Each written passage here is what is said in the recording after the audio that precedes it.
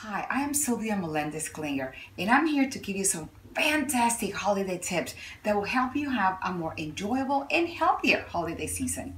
First of all, when it comes to recipes, it is very easy to make some substitutions without anybody ever noticing you're cutting the calories.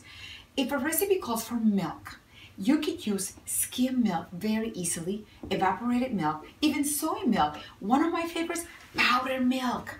It's so inexpensive when making smoothies or making any recipe that calls for a lot of milk, like cream soups.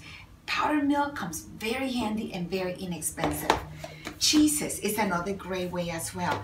Instead of having a high fatty cheese, you can maybe mix and match with some cheeses that are lower in fat, that are a little creamier. Let me give you another great tip.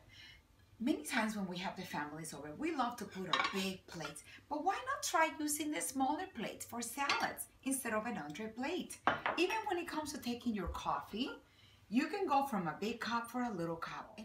Or when you have a drink, why not go for a little mini can? You'll be saving from going to a smaller plate or a small bowl or a small cup. Here's another great tip to keep you full and satisfied during this holiday season. Try to have enough protein in your diet. And it's very easy, it's not very difficult. Again, things like eggs, even the egg substitutes provide about 4 grams of protein.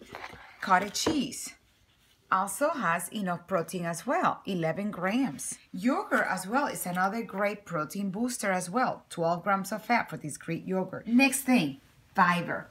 Fiber is very, very important that we have in our diet, not only because it keeps you satisfied, but also it helps you to have better heart health, and also if you have enough fiber, you'll have better balance of your blood sugars. So for example, when you have a soup or you're creating a casserole, add a little bit of perhaps some pumpkin.